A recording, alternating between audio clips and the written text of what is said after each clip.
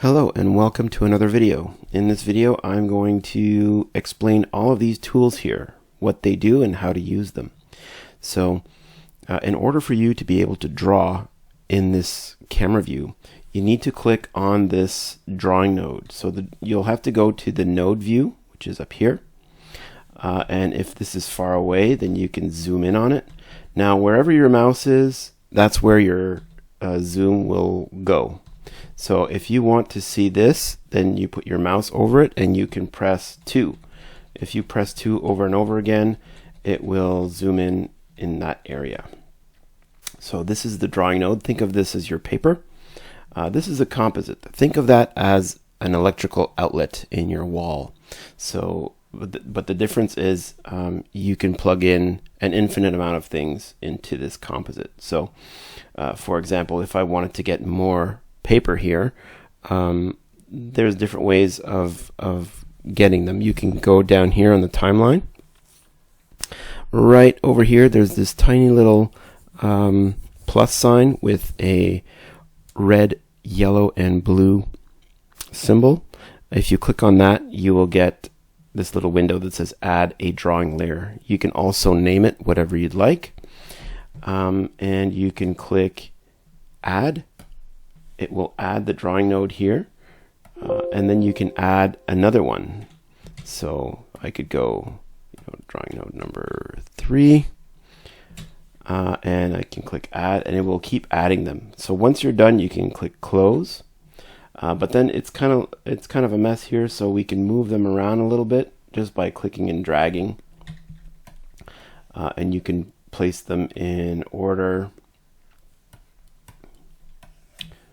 Like so. And as you can see, you can move the wires around. You can unplug them just by pulling on the wire. So if I want to draw in this camera view, I'll need to click on one of those drawing nodes. And then of course, I'm not going to start here because I need some kind of drawing. So I'm going to go ahead and grab my pencil here. And if I go to my tool properties up here, when I click on that, you'll have these different properties for that specific tool. So anytime you click on a different tool, the tool properties will change. So there are different properties for each tool here. So I'm going to start with the pencil, and I'm just going to scribble here, and you can see that I can draw. I can crank up the size of the brush. I can grab a different style brush here. There's also this thing called the center line smoothing. Now the center line smoothing, if you crank it up and you draw like that, you'll see that the line is very smooth. It's exactly what I want it to be. But if I want to smooth things out, if I crank it all the way up to the other end, if I try to draw a busy line, once I let go of my mouse, it will simplify that line. So this is good if you want to draw these really nice curves. And you can see that there are no bumps in that curve. And if I press the letter K on my keyboard, we'll be able to see this stroke that runs across that line. Now, if I grab this white arrow here and I can box select my lines here, you're going to notice that this line here has tons of little vertices. Now those vertices, they add up. So this one is very busy. It has tons of vertices, and this one doesn't, because I chose the center line smoothing to be at the maximum here. So when it's at the maximum, you get very little vertices, and when it's at the other end here, you will get tons of vertices. Now vertices, if you are drawing with this amount of vertices, if you do that everywhere, it's going to make your file a lot heavier, and Harmony might start to lag, and it might even crash depending on how many strokes you've got, like if you're sketching like crazy. So I recommend, if you're going to draw, anywhere around here is probably a good spot, because you can still be accurate somewhat, but the line, you don't want it to be too, yeah, this is a good amount, let's say. So if I want to edit this line using this white arrow, I can go ahead and pull on these vertices like so. You can also box select and it will show up with these little handles that you can pull. Now if you've used Illustrator before or any vector program, it's the same thing as Illustrator. So Harmony is a combination of, you know, Adobe Premiere and Flash and Illustrator and Photoshop. It's kind of like a mixture of all those things. Now if you hold Alt and you click on them, they will remove the handles, so your line will become straight. So you can see here that now that the vertices don't have any handles. So if I want to bring the handles back, I can hold Alt and hover over this vertice. You'll see the mouse sort of changes, that it sort of changes from a lasso to a little arrow with a non-smoking sign. And then if I click, hold, and pull, I will get those handles back. So this is how you would create these really soft curves. And of course you can edit them at any time. You can also delete them by box selecting them and just hitting delete on your keyboard, and you will get rid of those vertices. Now I only have two.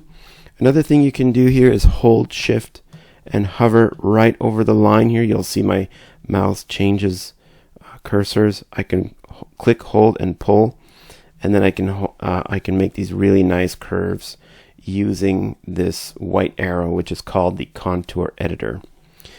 Now the next question is, well, how do you get more vertices on here? What if I want a vertice right here? And the answer to that is you hold you hold Control, and you can see that when you hover over the line, you'll get a little plus sign there. So that means you can add a vertice just by clicking on the line. So now I let go of Control, and then I can just do that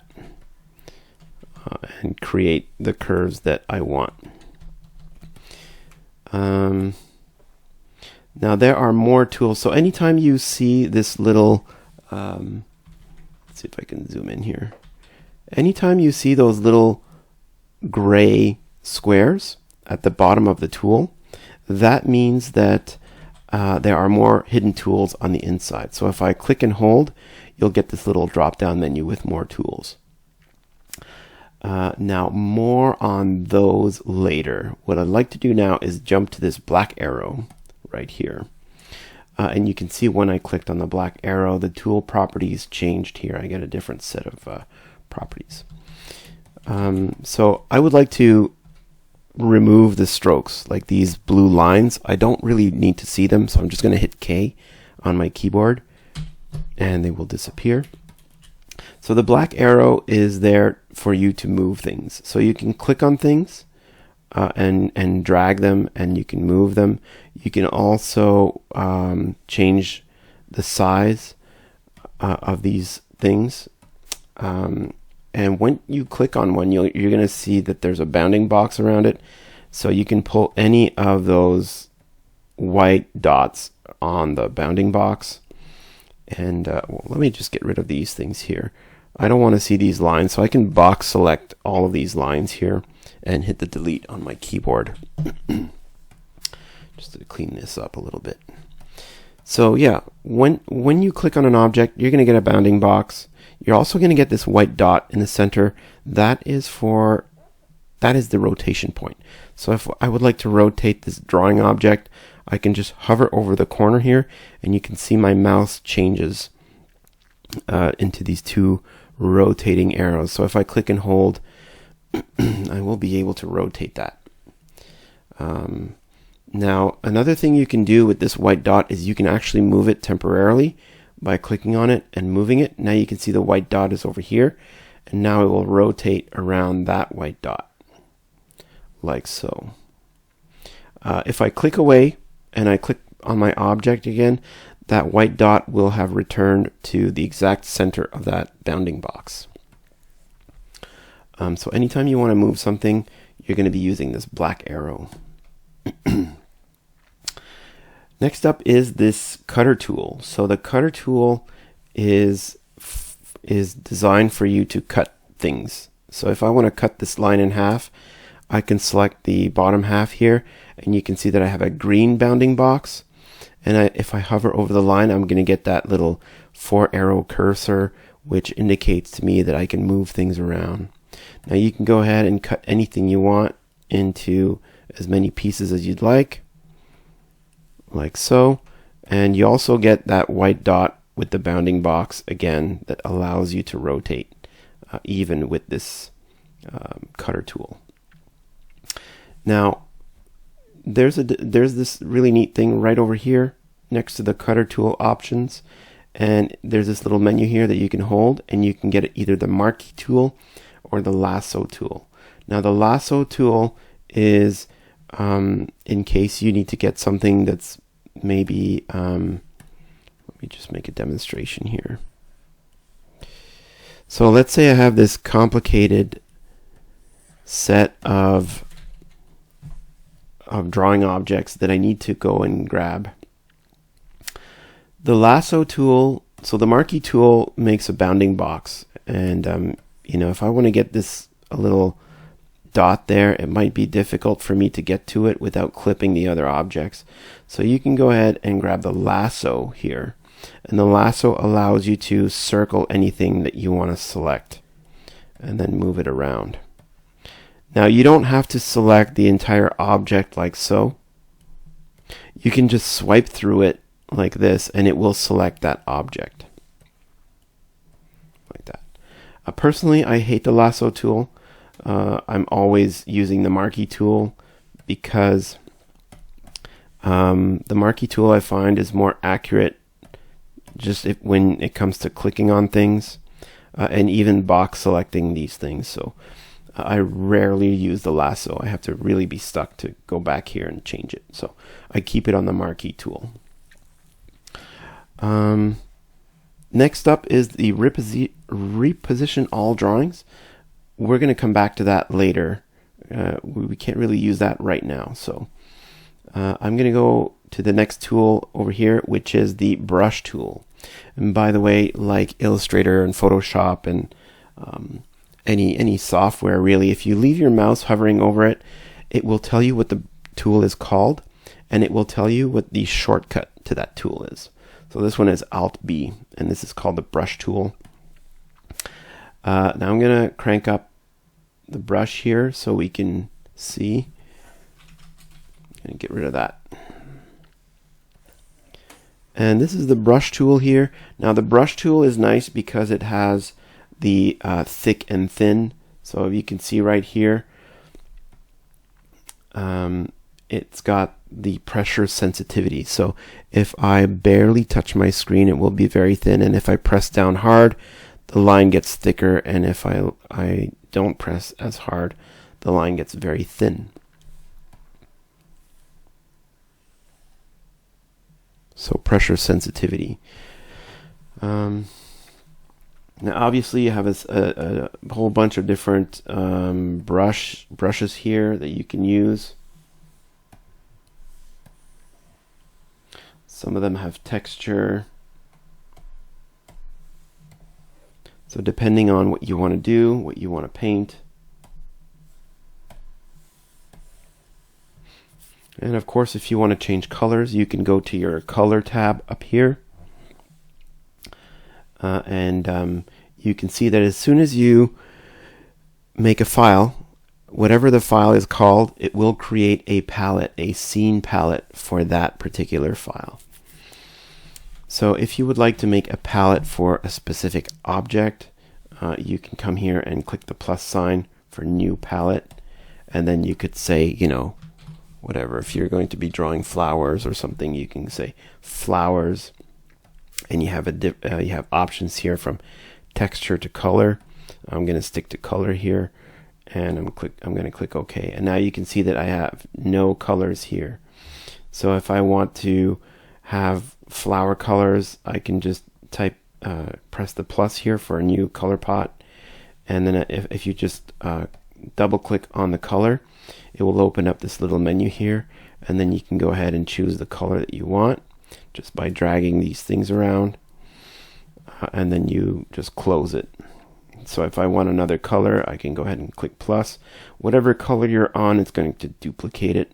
I'm going to double click here, and maybe I'll get a nice green, and I'll click close. So now I've got these colors here for my flowers, but if I want to go back to my scene here, I can have this palette here which has these colors here. So you can, if you have different characters, different types of flowers, and you want to make, you know, a palette for each character, it's easier way to organize your colors, because if you have tons of characters and tons of different objects, you're going to end up with hundreds of colors in here, and it's going to be hard to, it's going to take a while to scroll and find whatever color it is that you're using. So this is just a way to organize your colors.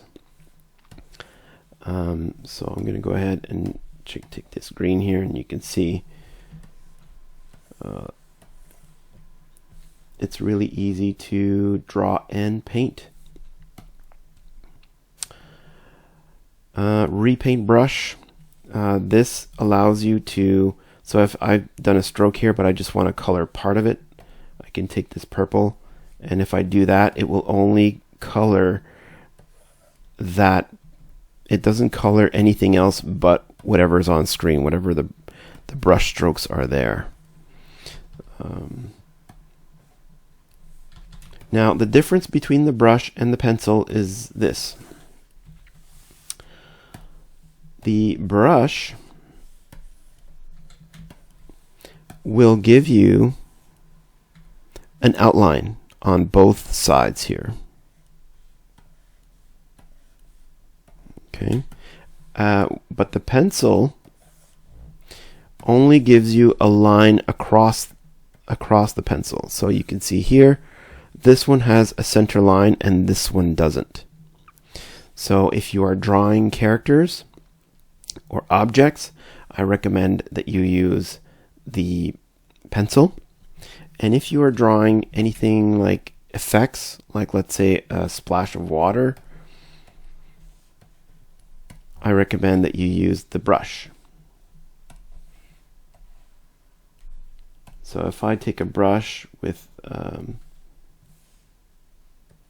that pressure sensitivity, we can draw, let's get a color here, so we can go kind of like that.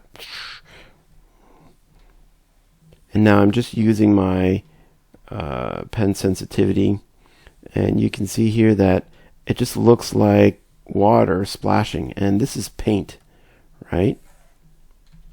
And so these are kind of like blobs of paint. But for the pencil, if you were to try to do this with a pencil, it would take a lot longer because you'd have to draw the outline of each shape. And then of course, if you want to color the inside, you would have to make sure that, like right now, if I want to paint the inside, I can't. It won't let me paint because these lines are not touching. So you'd have to make sure that the lines cross like this in order for you to paint the inside. So as you can see, the paintbrush is good for certain things and the pencil is good for other things. Now I'm going to go back to this little menu here with the center line editor, the next tool down under. So if I click on this paint now with these, you can see that there's a paintbrush there with the center line. This allows me to move my paint with a center line in the middle. So I can go ahead and delete certain vertices that I don't want, or I can curve it. And that's what that's for. Centerline editor. Pencil editor it lets you do the opposite. It lets you make the pencil line thicker in some places and thinner in others. That's the pencil editor. So it's kind of like a cross between the pencil and the brush, and vice versa. Next up is the smooth editor. When you click on the smooth editor, this is for if you've drawn something and you realize that there are a lot of vertices there and you want to maybe simplify those shapes, you can just let's crank this up a little bit.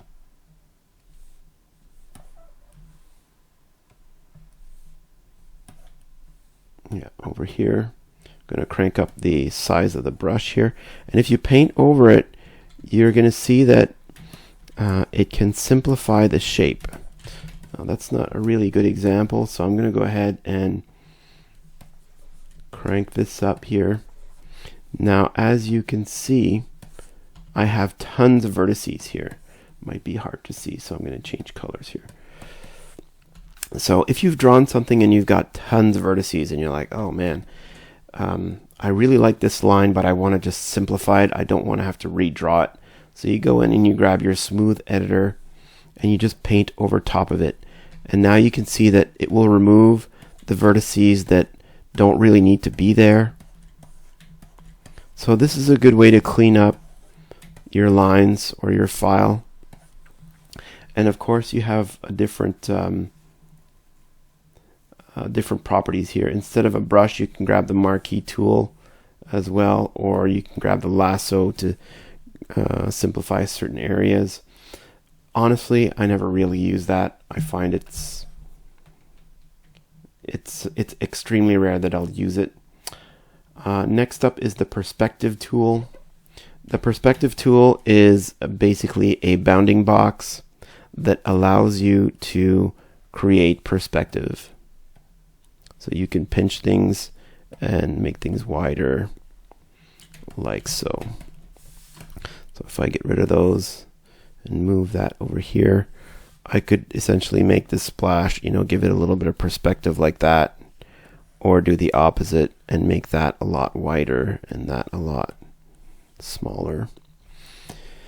Next up is the envelope. The envelope is kind of the same thing as the perspective, but it allows you to stretch certain areas of your paint if you need to.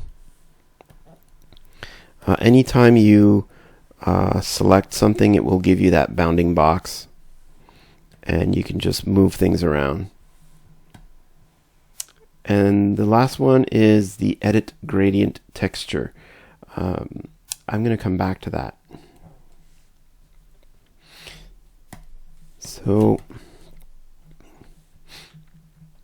we've covered these. Next up is the stamp tool. The stamp tool, I never really use it. It's a neat trick, but let's just grab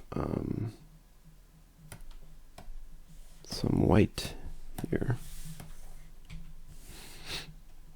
So the stamp tool is exactly what it sounds like it is. It is a tool that you can use to stamp different things here. Now these objects are already in the library. They are saved.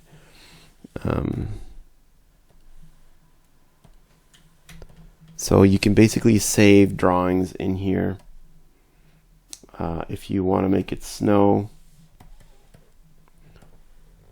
you could just drag your mouse and I'm going to press K so we don't see the strokes, but you can essentially make whatever object that you'd like and just put it into the stamp tool. I'm going to get rid of that. So if I go into this rectangle here, I can make a rectangle and essentially turn it into a stamp by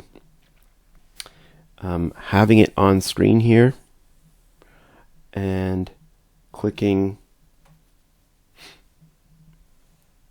my stamp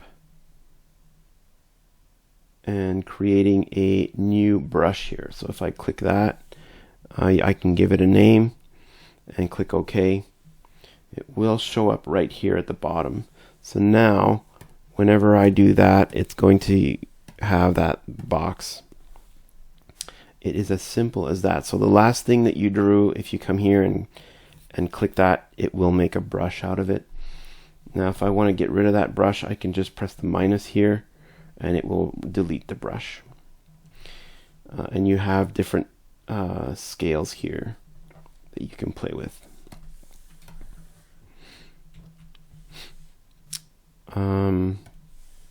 Yeah, the eraser is self-explanatory. You can just erase part of your drawing.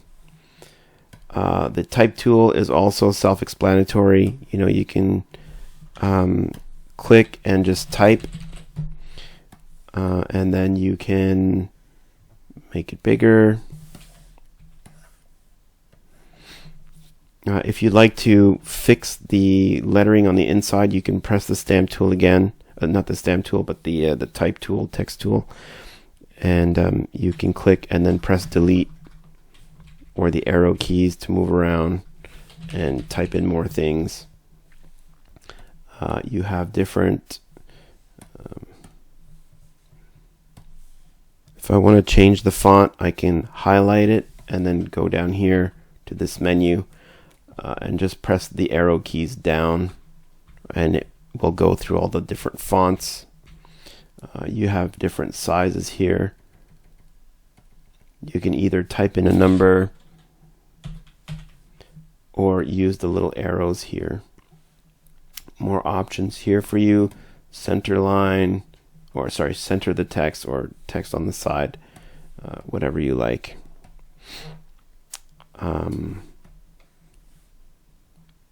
Next up is the, well, down here you can see that there are more tools. So you can have an ellipse. If you hold shift, you'll get that perfect circle every time. If you don't hold shift, it will be skewed. Same for the other tools here.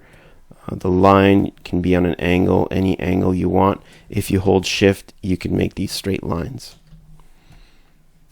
And same for the rectangle.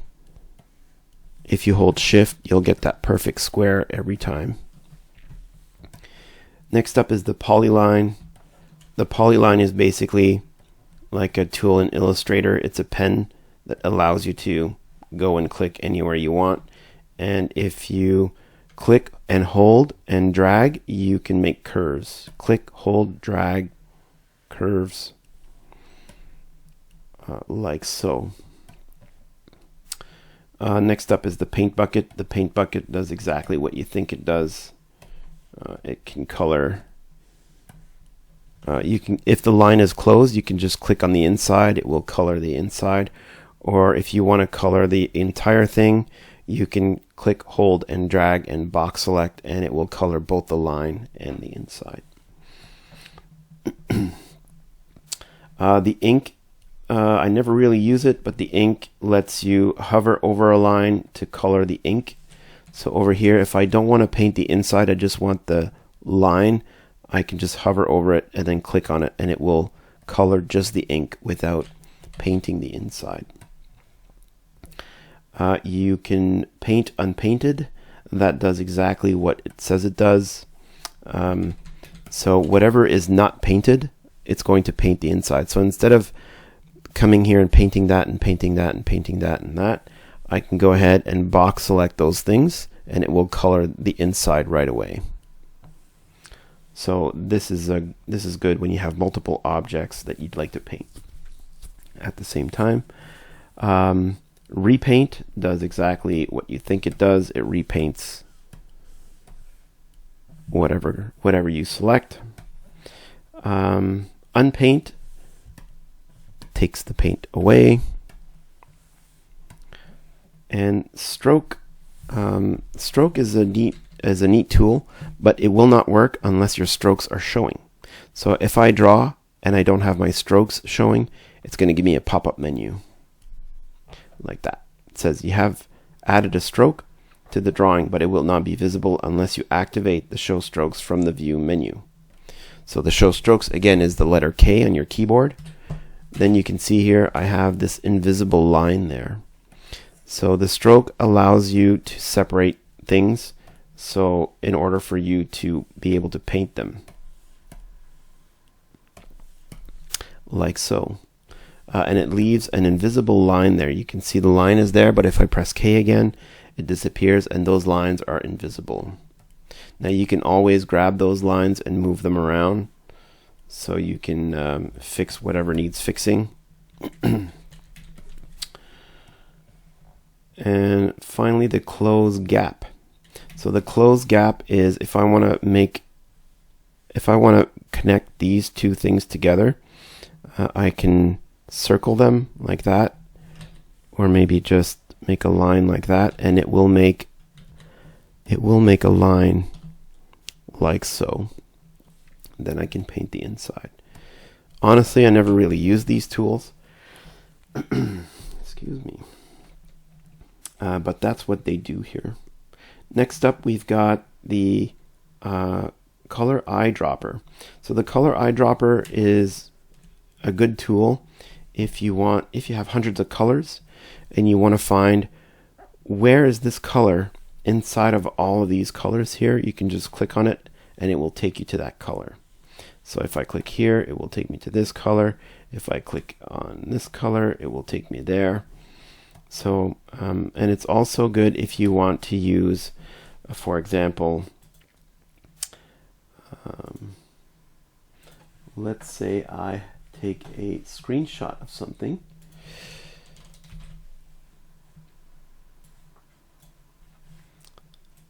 So I have this screenshot here that I grabbed.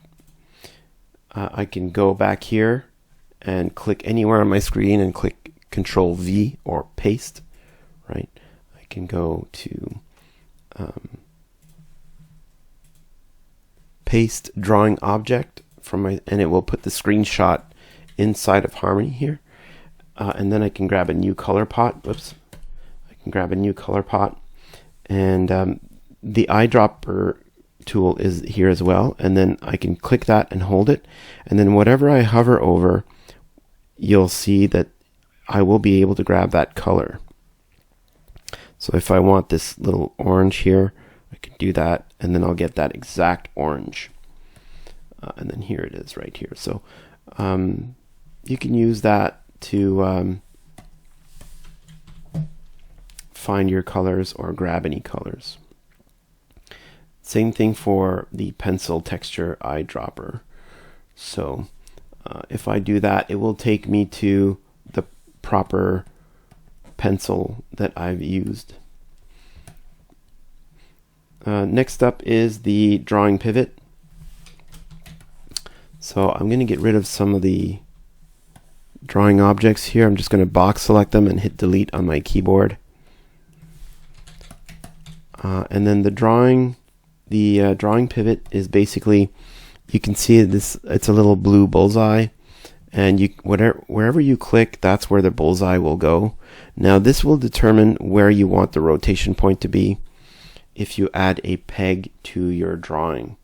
So if I want to add a peg to my drawing, I can hold Control P, and it will give me a drawing a drawing peg. Now if you're not on your drawing and you're hovering over here and you press Control P, it will just give you a regular peg like that. You can also come down here and click it right there, add peg. Yeah, I'm going to zoom in on it so you can see. Add peg right there. So if you click on that,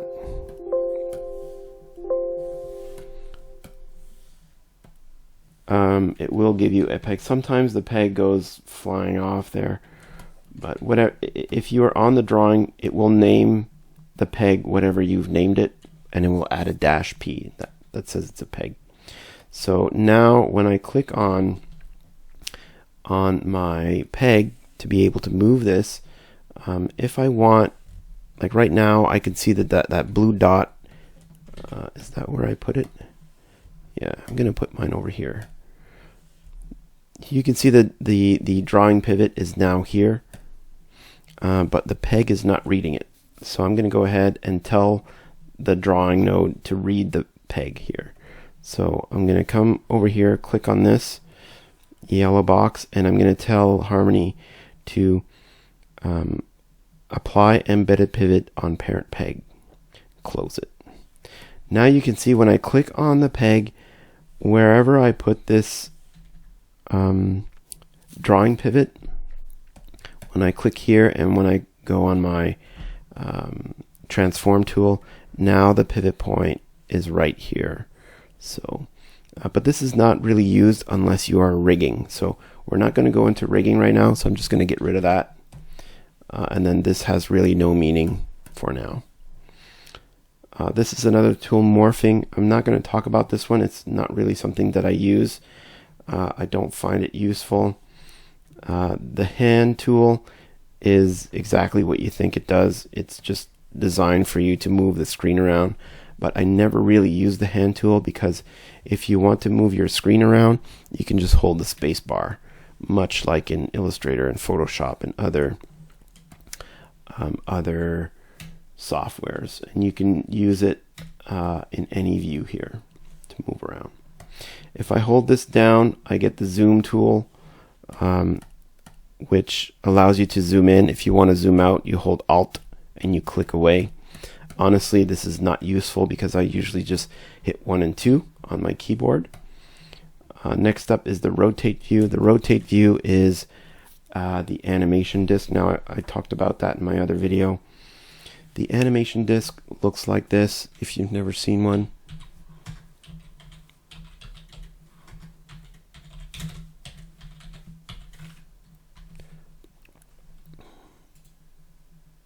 So this is an animation table from way back in the day. I was actually, when I went to college, we used those. Paper and pencil go, the paper goes into these pegs here, and this is a light table. And if you need to rotate the drawing around, you can just rotate this whole thing around. So this is an animation disk, and Harmony has a built-in animation disk in the software in case you need to rotate, so you can draw certain things a little bit better, because the angle might be awkward when you're drawing. So you can rotate that. Honestly, I never really go here because you can just press Shift M. It will bring it back to normal, and Control, and if you hold Control and Alt and you move around, you will get that disk there. So I never really use that. Shift and Trace tool, I never really use this either. It's kind of a useless thing. It's kind of like, I guess this is good if you're doing hand-drawn stuff, but these things I never really use. Next up is the animate current frame, animate onion skin, and animate off. I'm not really going to talk about that right now because you need an actual rig. So this is more for animation. This is the transform tool. The transform tool, same thing. The transform tool is for animation. So we're not animating right now, so I'm not really going to talk about it. Same thing with this inverse kinematics. That's for animation. We're not going to talk about that. And the final tool here is the onion skin. So the onion skin allows you to see the previous drawing. So as you can see here, I've drawn this. Well, actually, let me get rid of that. Let's start over. I'm going to use a fresh drawing here. Plug that in. So if it's not plugged in, you won't be able to draw. You'll get this little non-smoking sign there. So as soon as you plug it in and you click on it, then you'll be able to draw. So if I do this and I go to the next frame here, if you turn on the onion skin, you'll be able to see what you've drawn there, and then you can draw the next one, and then you can go to the next frame here. If you want to go to the next frame, the shortcut is the dot. So the dot will, on your keyboard, will let you go forward, and the comma will let you go backwards. So we can continue doing this kind of thing here.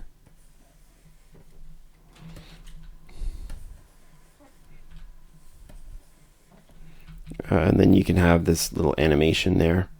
Now you have these options up here for the onion skin, these little arcade buttons. This lets you have more onion skin. The green is the next drawing, and the red, it was the previous drawing. So If you have trouble seeing, you can go to the top light here, click on that, and then you can turn up the opacity of your onion skin, which is a good, a nice feature. There are other options here, but they're not really useful unless you have tons of different drawings on the canvas here. So that's it for these tools. Hope you enjoyed the video. Please leave a like, subscribe for more, and I'll see you in the next one.